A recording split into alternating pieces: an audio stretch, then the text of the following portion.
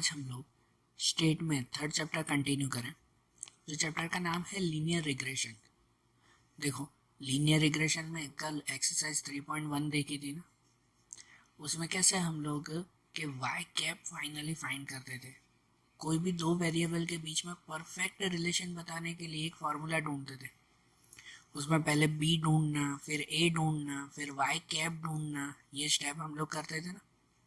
ठीक है, चैप्टर में है ही वो एक फार्मूला जिसमें कल हमने जो वैल्यू देखी थी ना, आज एक्सरसाइज 3.2 के लिए हम लोग वही सम शॉर्टकट फार्मूला से करेंगे कि जब एक्स वाई को यू वी में कन्वर्ट करना हो तो जब एक्स वाई को यू वी में कन्वर्ट करना हो तो उसके लिए आज ये सम करेंगे।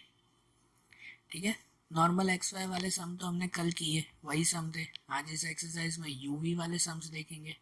उसमें कोई फ़र्क नहीं है, वाई कैप आपको वही ढूंढना है। सिर्फ ये जो बी ढूंढना है ना, ये बी ढूंढने के लिए आपको ये फार्मूला नहीं आएगी, ये नहीं आएगी। बी ढूंढने की फार्मूला है कि जिसमें एक्स वाई की जगह क्या करेंगे, U V, N sigma U V minus sigma U multiply sigma V upon में N sigma U square minus sigma U का होल स्क्वायर, और साथ में ऐड होगा ये चीज़ मत भूलना बेटा, साथ में ऐड ये होगा कि multiply C Y upon C x. ध्यान देना, ऊपर सी वाई अपॉन में सी एक्स। ये बी के लिए ये नई फार्मूला, मतलब जो आपके क्वेश्चन में एक्स वाई हो ना, वो एक्स वाई को यू वी में कन्वर्ट करना। ये फार्मूला कब यूज़ होती है कि जब नंबर बहुत बड़े हो या पॉइंट में आते हो तो ये फार्मूला यूज़ होती है।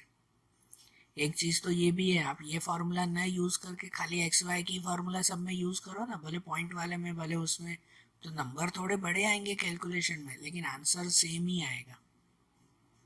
यूवी वाली मेथड इसीलिए करते हैं कि जिससे कैलकुलेशन में नंबर थोड़े छोटे हो जाए। ठीक है ना, लेकिन अगर आपको यूवी की मेथड नहीं यूज़ करनी है और खाली एक्स वाई से ही पूरे चैप्टर के सम करने हैं तो भी आप कर सकते हो।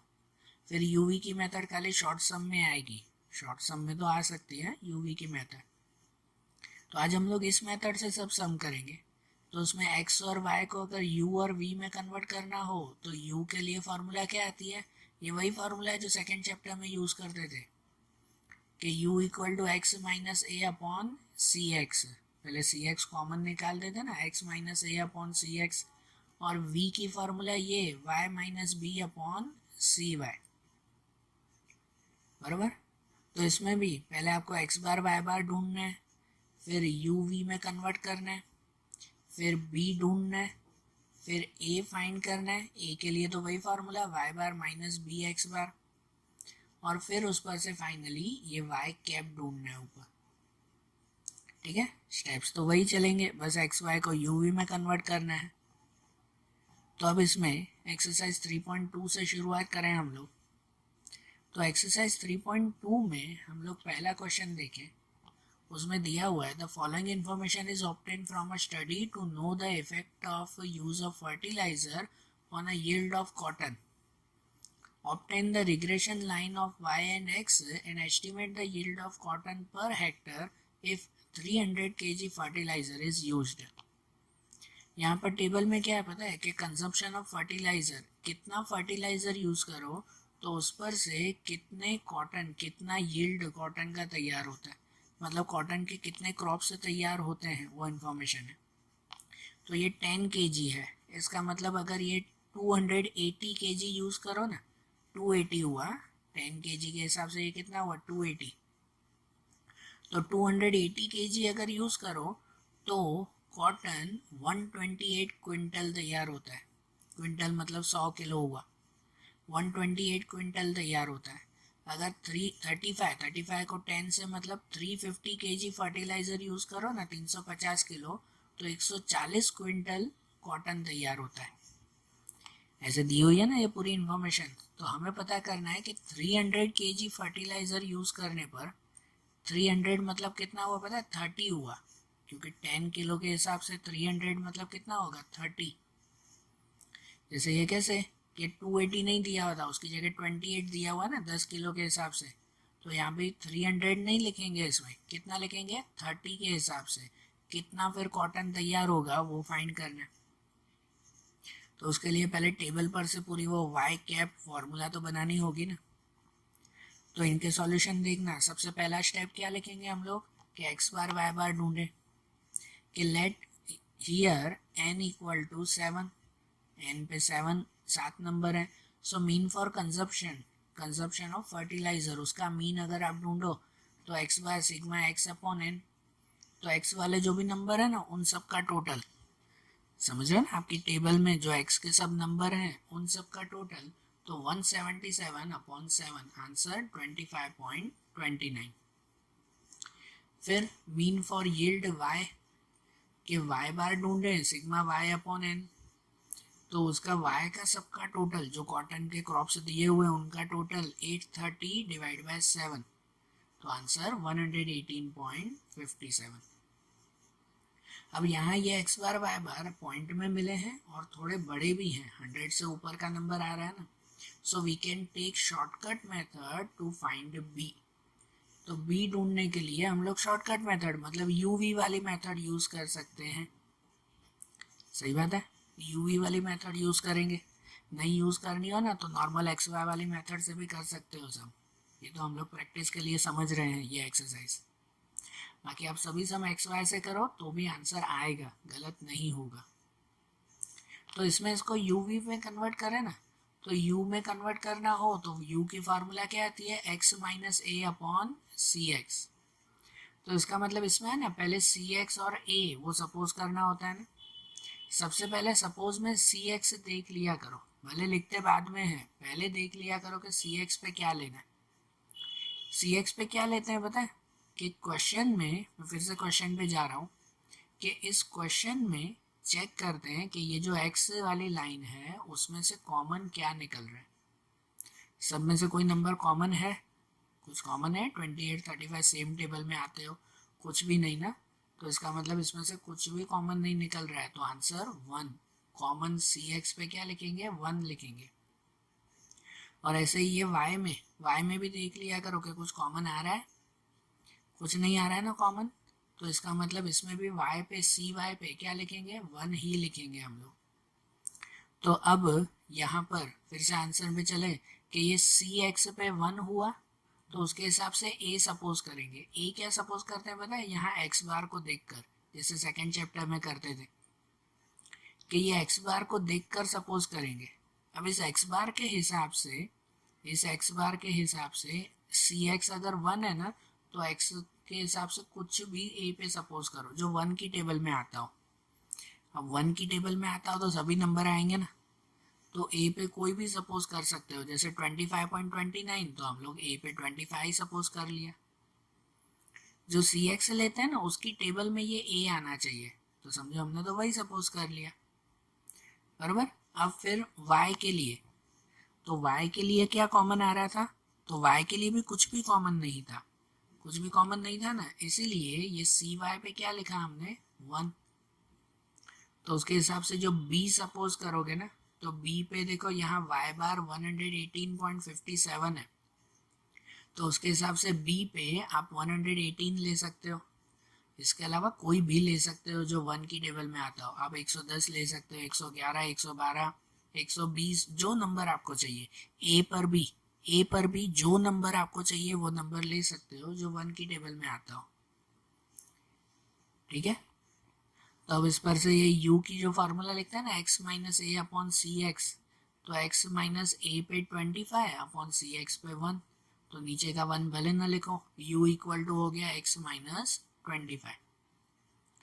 फिर v में ये फार्मूला लिखते हैं y minus B upon C Y, तो y माइनस बी पे 118 अपॉन सी वाई पे 1, तो 118 अपॉन 1, तो आंसर y माइनस 118, ये v की फार्मूला हो गया ना। पहले इतना लिख लेते हैं, तो अब टेबल पर से देखो आपको x और y दिया हुआ है क्वेश्चन में, ठीक है, वो दिया हुआ है।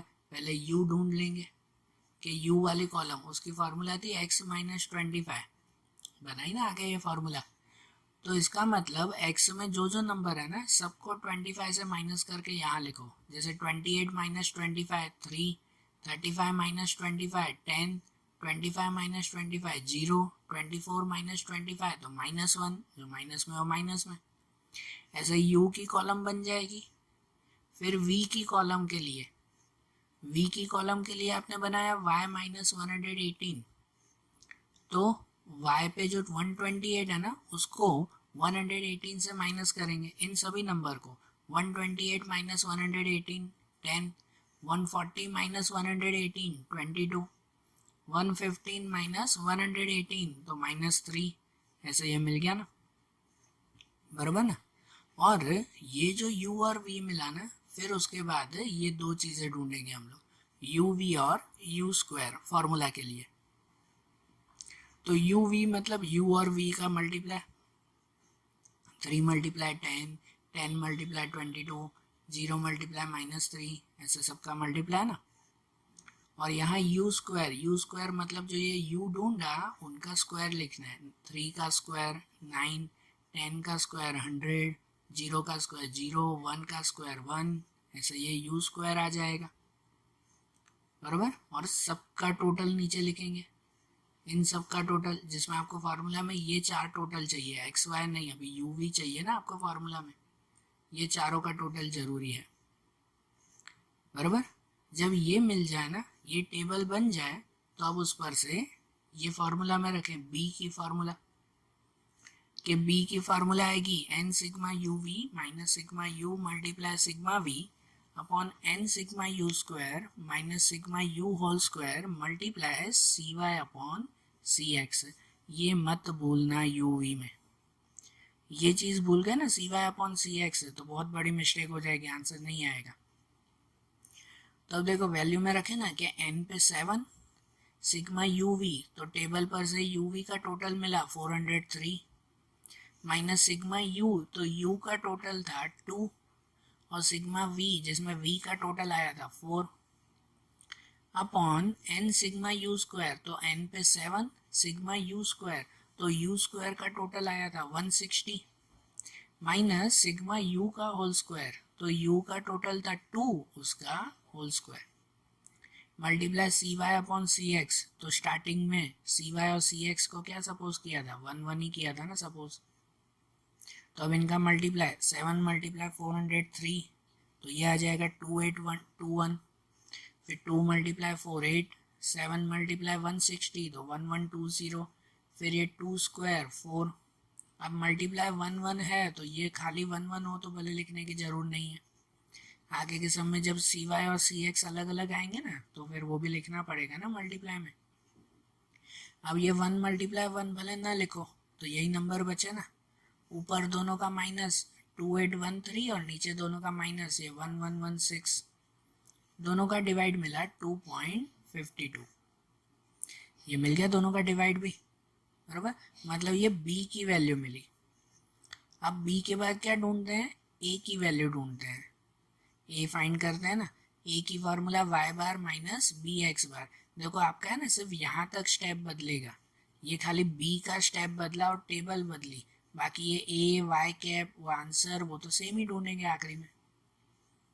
कि अब a जो ढूंढे y बार माइनस बी एक्स बार, तो y बार जो स्टार्टिंग में ढूंढा ना आपने, वो y बार का आंसर 118.57 माइनस b पे ये 2.52 और x बार का भी जो स्टार्टिंग ढूंढा था 25.29, मतलब a पे वही इन दोनों का मल्टीप्लाई होगा 63.73 और दोनों का माइनस 118.57 माइनस 63.73, तो आंसर मिलेगा 54.84। a की वैल्यू भी मिल गई। अब ये वैल्यू फाइनली रखेंगे y कैप पे। Now y cap equal to a plus B X, तो a पे ये 54.84 जो ढूंढा हमने, प्लस b पे ये 2.52 और x। अब ये फाइनल आंसर मिल गया ना, ये रिग्रेशन मॉडल या रिग्रेशन लाइन ये मिल गई ना। अब इस पर से जो हम लोग ढूंढे कि जो आगे क्या लिखा हुआ था कि if the usages of fertiliser is 300 kg then yield of crop is, कि अगर फर्टिलाइजर 300 किलो यूज करते हैं तो मतलब x की जगह पे ये रखना पड़ेगा ना, लेकिन वो भी 300 नहीं रखेंगे, क्वेश्चन में क्या था, 10 किलो के हिसाब से था, तो मतलब ये 300 नहीं होगा, उसमें से एक जीरो कट 30 रखा जाएगा ना एक्स पे। ये लॉजिक ध्यान देना बेटा। तो यहाँ पर y कैप में यही 54.84 प्लस 2.52 एक्स पे लिखेंगे 30। तो 54.84 प्लस इसको 30 से मल्टीप्लाई करो तो आंसर 75.6 और दोनों का प्लस होगा 130.44 क्विंटल। मतलब अगर 300 किलो फर्टिलाइजर यूज करो तो इतने क्विंटल क्रॉप्स कॉटन के तैयार होंगे। समझ आई ना बात? तो शॉर्टकट मेथड समझ में आया ना कैसे करना है, कैसे एक्स वाई को यूवी में कन्वर्ट करना है, बराबर। ऐसे ही इनका दूसरा क्वेश्चन भी देखें। तो सेकंड क्वेश्चन में भी ऐसा है कि to know the relationship between the height of father and son obtain the regression line of height of son on the height of father from the following information of 8 pair of fathers and adult son. Estimate the height of son whose father height is 170 centimeter. अब यहाँ कैसा relationship दिया हुआ है कि height of father और height of सन का relation है कि अगर फादर की हाइट 167 सेंटीमीटर होगी तो सन की हाइट 158 होगी, ऐसा रिलेशन है ना। फिर फादर की हाइट अगर 169 सेंटीमीटर हुई तो सन की हाइट 170 सेंटीमीटर होगी, ऐसा ये रिलेशन दिया हुआ है ना।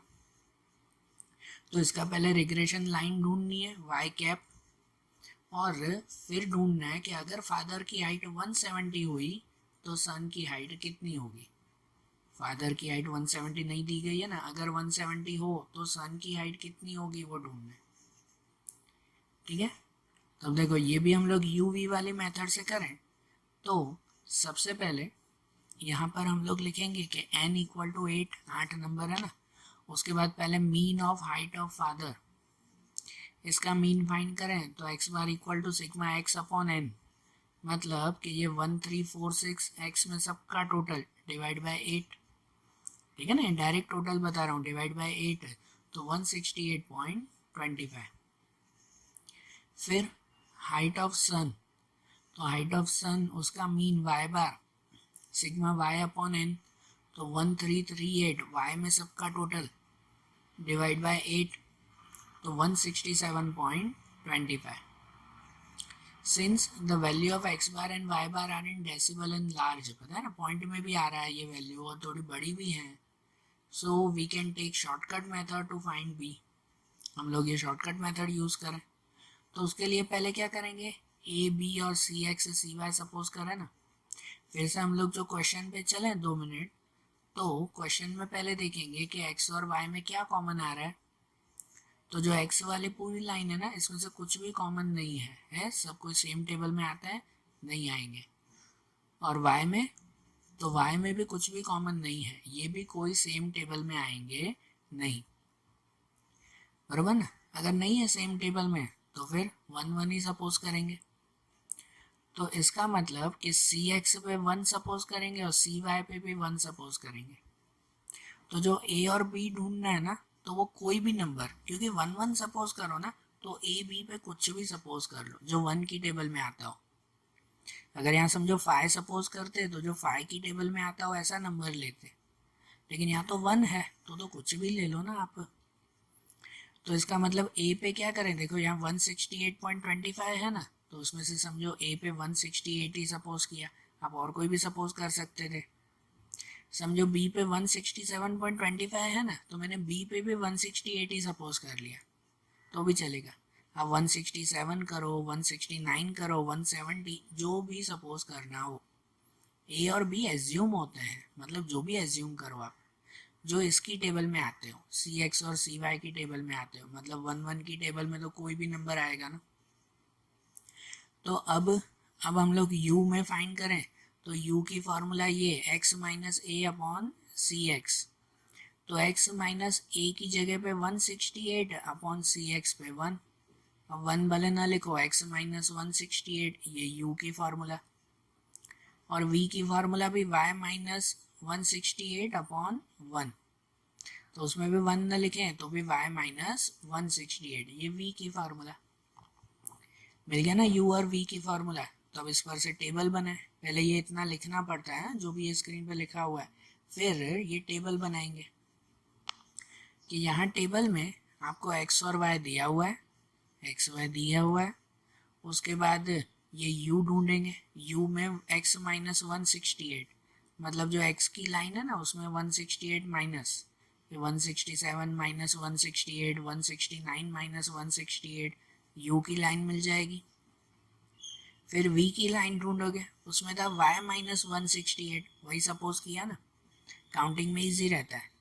तो y माइनस 168 में y पे ये 158 माइनस 168 माइनस 10, 170 माइनस 168 तो 2, ऐसे इसकी value.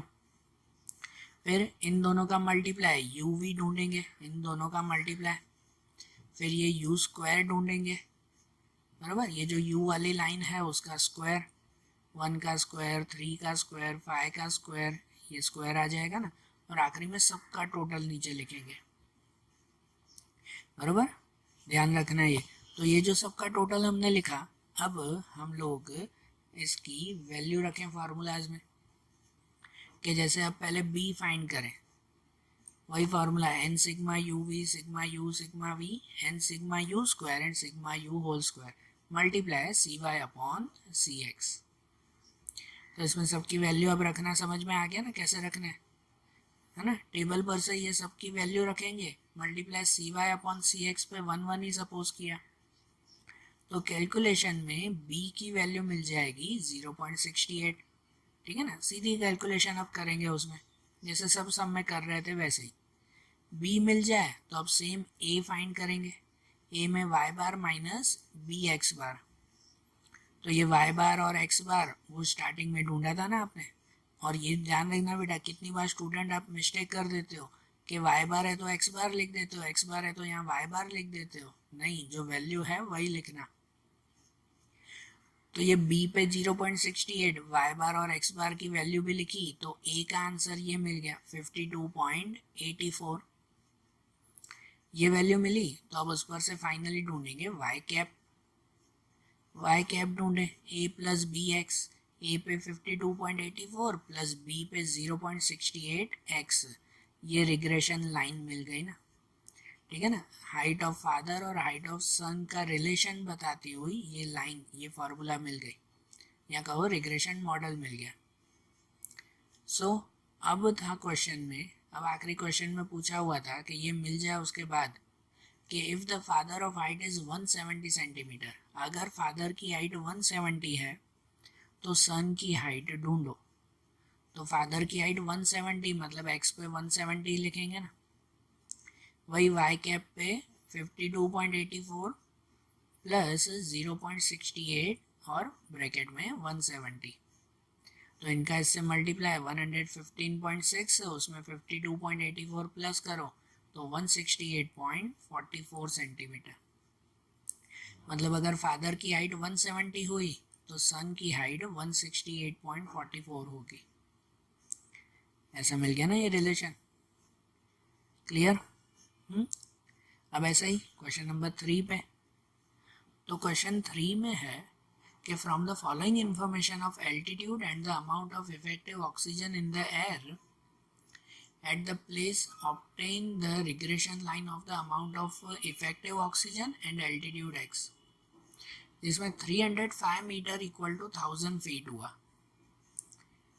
If the altitude of a place is 7 unit, जिसमें 1 यूनिट भी वही 305 metre, estimate the percentage of effective oxygen in air at that place.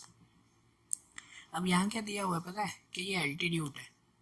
Altitude मतलब कि भाई यहाँ हाइट जैसे दी गई है, पहले 0 एल्टीट्यूड का मतलब ये हुआ कि पहले 305 मीटर्स, 305 मीटर मतलब कितना हुआ 1000 फीट। तो पहले 1000 फीट पे ऑक्सीजन 20.9% है, 20.9%। फिर अगर 1 एल्टीट्यूड पे जाते हैं ना, 1 एल्टीट्यूड मतलब 1000 के ऊपर जाते हैं, 1000 से ऊपर जाते हैं तो ऑक्सीजन हो जाता है 20.9। फिर 2 एल्टीट्यूड पे जाते हैं ना, 2 एल्टीट्यूड मतलब कि 2000 फीट के ऊपर, 2000 फीट के ऊपर जाते हैं ना, तो ऑक्सीजन 19.4% हो जाता है, कम होता है ना जैसे जैसे ऊपर जाओ। कि अगर 3 एल्टीट्यूड मतलब 3000 फीट के ऊपर जाएंगे तो ऑक्सीजन इतना होता जाएगा। तो ये सब इंफॉर्मेशन है ना, 4000 फीट, 5000, 6000 फीट। तो उस पर से हमें एक तो रिग्रेशन लाइन ढूंढनी है और फिर बताना है कि अगर वो 7 यूनिट पे हो। 7 यूनिट मतलब देखो, एक यूनिट 305 मीटर, 305 मीटर मतलब 1000 फीट। तो उसका मतलब 7 यूनिट मतलब 7000 फीट हुआ। ये 6000 तक दिया हुआ है कि अगर 7000 फीट पे जाओ तो ऑक्सीजन का परसेंटेज कितना होगा वो ढूंढना है, बराबर। तो ये एक्स और वाई दिया हुआ है, वैल्यू वैसे ही रखें, पहले स्टेप्स में लिखें कि ईयर n इक्वल टू 7। पहले mean for altitude x bar अगर ढूंढें तो उसकी formula sigma x upon n. X में सबका टोटल 21 अपॉन 7, तो आंसर 3। ठीक है ना, एक्स में सबका टोटल। फिर mean for effective oxygen y, कि वाई बार अगर फाइंड करें सिग्मा वाई अपॉन एन, तो वाई में सबका टोटल 130.1 अपॉन 7, तो उसका डिवाइड कितना 18.59। ये मिल गया ना। यहाँ पे भी लिखेंगे ना कि यहाँ पर वाई बार की वैल्यू डेसिमल में है, तो आप भले उसमें शॉर्टकट मेथड यूज़ कर सकते हो बी ढूंढने के लिए। तो अब इसमें से कॉमन पहले ढूंढते हैं ना। आप लोग एक्स वाई को यू वी में कन्वर्ट करोगे तो सबसे पहले सी एक्स और सी वाई चाहिए, कॉमन नंबर्स चाहिए। तो फिर से क्वेश्चन पे जाते हैं हम लोग कि यहाँ पर देखो, तो ये x जो है ना 1 2 3 4 5 6, इसमें से तो कुछ भी कॉमन नहीं निकलेगा। लेकिन ये जो y है ना, y में भी कुछ कॉमन नहीं आ रहा है, लेकिन सब में कॉमन एक चीज़ पॉइंट है। नंबर कोई कॉमन नहीं है लेकिन पॉइंट सब में है। सब में पॉइंट के बाद एक डिजिट है। अगर पॉइंट के बाद एक डिजिट मतलब कॉमन y पे 0.1 ले सकते हो। पॉइंट के बाद एक डिजिट है ना, तो इसका मतलब कॉमन 0.1 ले सकते हैं, ये ध्यान रखना। पॉइंट के बाद 2 डिजिट होते हैं ना, तो हम लोग कॉमन 0.10 ले सकते हैं, तो 0.01 ले सकते हैं, फिर जैसी कंडीशन हो। तो अब इसमें सी वाई पे 0.1 लिखेंगे। तो अब देखो कि जैसे पहले ए ढूंढना हो तो सी एक्स पे 1, सी एक्स में तो कुछ कॉमन नहीं आया 1, तो ए पे वैल्यू आएगी कोई भी वैल्यू जो 1 की टेबल में आती हो। समझो एक्स बार 3 है तो मैंने ए पे 3 ले लिया, वो 1 की टेबल में आता है ना, बराबर ना। अब ऐसे ही सी वाई पे लिया 0.1। अब ये देखो 0.1 ना, तो आप लोग जो बी पे सपोज करोगे तो ऐसा नंबर जिसमें पॉइंट के बाद एक ही डिजिट हो। यहाँ वाई पे भी पॉइंट के बाद एक डिजिट सपोज किया, तो ये भी पॉइंट के बाद एक डिजिट होना चाहिए। जैसे यहाँ वाई बार आपको 18.59 मिला, तो सपोज कर सकते हो 18.5, बराबर। एक ही डिजिट क्या सपोज कर सकते हो 18.5 सपोज कर सकते हैं। ठीक है, इन चीज में ध्यान देना। अगर 2 नंबर होते तो यहाँ पॉइंट के बाद 2 नंबर सपोज करते, शायद 18.59 पूरा, बराबर। तो अब ये वैल्यू इसमें रखें कि जैसे u की formula x minus A upon C X, तो x माइनस ए पे 3 अपॉन सी एक्स पे 1, मतलब x माइनस 3 ही हुआ। और v की formula y minus B upon C Y, तो y माइनस बी पे 18.5 अपॉन सी वाई पे 0.1, यही। अब तो यहाँ अपॉन में रखेंगे ना 0.1। अब टेबल पर ढूंढे कि एल्टीट्यूड x दिया हुआ है, y आपको क्वेश्चन में दिया हुआ है। पहले u ढूंढो x माइनस 3, मतलब कि इन सबको 3 से माइनस, 0 माइनस 3, 1 माइनस 3, 2 माइनस 3, ऐसे ढूंढेंगे ना। और फिर v ढूंढो, v की वैल्यू y माइनस 18.5 अपॉन 0.1, मतलब y की जो भी वैल्यू है ना उसको पहले 18.5 से माइनस करो, फिर 0.1 से डिवाइड करो, मतलब उसमें 20.9 माइनस 18.5 और अपॉन में 0.1, फिर ये 20.1 माइनस 18.5 अपॉन 0.1, तो ये आंसर आएगा 19.5 माइनस 18.5 अपॉन 0.1, तो ये आपको v की लाइन मिलेगी। ध्यान देना ऐसे दिया हुआ हो तो। अब उस पर से फिर u v और u स्क्वायर, ठीक है ना, u v का मल्टीप्लाई और u स्क्वायर, तो ऐसे u का स्क्वायर, फिर सबका टोटल। यहाँ तो वैसे ही चलेंगे ना। फिर हम लोग बी में वैल्यू रखें कि बी की वैल्यू अगर रखें तो उसमें हम लोग क्या करेंगे कि ये बी की वैल्यू के लिए वही फार्मूला सी वाई अपॉन सी एक्स, ये सभी बी के लिए ये सब टेबल पर से वैल्यू रखें। यहाँ सी वाई पे 0.1 और सी एक्स पे 1 सिर्फ, तो हम इन सबका प्लस माइनस किया और मल्टीप्लाई यहाँ 0.1 डिवाइड बाय 1, तो वो 0.1 ही रहेगा। तो ये मल्टीप्लाई 0.1 भी होगा, मतलब क्या कि 1400 डिवाइड 196 मल्टीप्लाई 0.1। अब ये भी तो आया ना साथ में, तो इसका डिवाइड फिर मल्टीप्लाई 0.1, तो आंसर कितना मिलेगा -0.71। फिर ये जो b मिले तो b पर से फिर a की वैल्यू यहाँ सिर्फ ध्यान रखना है, ये रखना है, तो फिर a की वैल्यू y बार माइनस बी एक्स बार, उसमें सबकी वैल्यू रखो तो a की वैल्यू 20.72 और फिर ये वैल्यू रखोगे y कैप पे a plus B x, a पे 20.72, b पे ये है -0.71 x, बराबर। और फिर क्या था कि if the altitude is 7 unit तो ऑक्सीजन कितना होगा, मतलब अब इस x की जगह पे क्या लिखेंगे 7 लिखेंगे कि y कैप 20.72 माइनस 0.71 मल्टीप्लाई 7, तो इसको 7 से मल्टीप्लाई करो 4.97 और इसको इससे माइनस करो तो 15.75, मतलब 7000 फीट के ऊपर जाओ ना तो ऑक्सीजन 15.75% होगा। ऐसे आया ना, तो समझ में आया यूवी की मेथड कैसे करनी है हमें, बराबर। तो आज जैसे हमने ये सम किए ना, ऐसे ही इसके दूसरे सम्स अब हम लोग कल के वीडियोस में देखेंगे। Okay, thank you.